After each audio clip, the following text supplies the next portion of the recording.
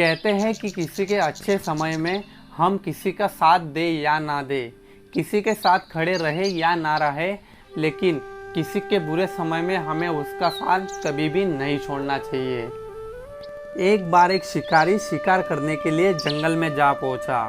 उसने अपने तीर पर बहुत ही खतरनाक जहर लगाया और शिकार को निशाना बना करके उसने एक तीर छोड़ा, लेकिन उसका तीर अपना निशाना चूक गया और वो तीर एक पेड़ पर जाकर लगा।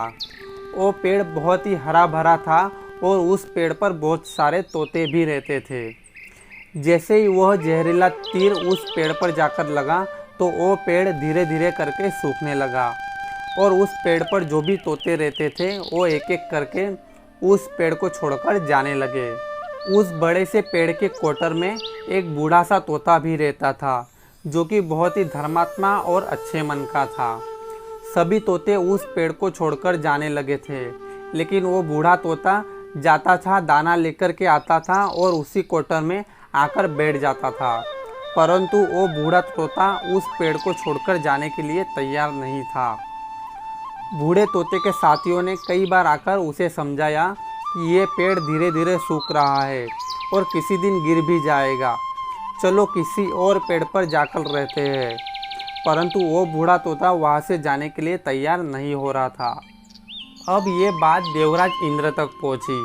उन्हें बताया गया कि एक बूढ़ा सा तोता है, वो जिस पेड़ पर रहता है उस पेड़ पर एक जहरीला तीर लगने के कारण वो पेड़ सूखने, गिरने और ख़त्म होने के कगार पर आ पहुँचा है। वो बूढ़ा तोता अभी भी वहीं पर रह रहा है। वो दाना लेकर आता है और वहीं पे रहता है, जबकि उस जंगल में बहुत सारे पेड़ हैं, लेकिन वो बूढ़ा तोता उस पेड़ को छोड़कर जाने के लिए तैयार नहीं है।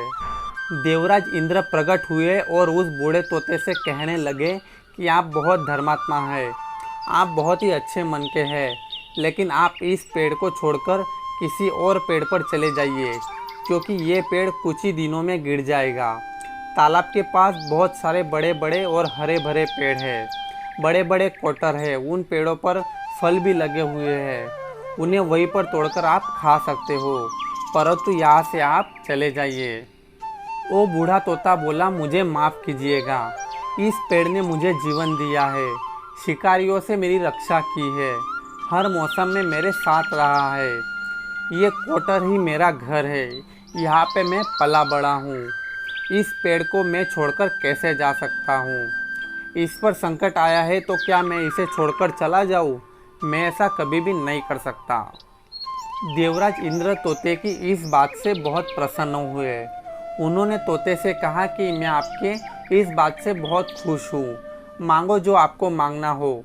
उस बूढ़े तोते ने कहा कि बस इतना ही मांगना है कि जिस पेड़ ने मुझे जन्म दिया, जिस पेड़ में मैं रहा, जहाँ पे मैं पला बड़ा, जिसे आप मेरी जन्मभूमि भी कह सकते हो, आप इसे फिर से वैसा ही हरा भरा कर दो जैसे कि ये पहले था।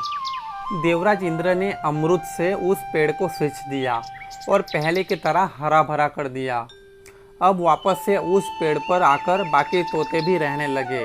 वो बूढ़ा तोता कुछ समय तक और जिंदा रहा, फिर उसकी मृत्यु हो गई और वो आखिर में स्वर्ग में चला गया, क्योंकि वो बहुत ही धर्मात्मा और अच्छे मन का था। ये कहानी हमें सिखाती है कि जब भी किसी इंसान का बुरा दौर आता है तो वो इमोशनली टूट जाता है, उसे किसी के सहारे की ज़रूरत होती है, किसी की आवश्यकता होती है।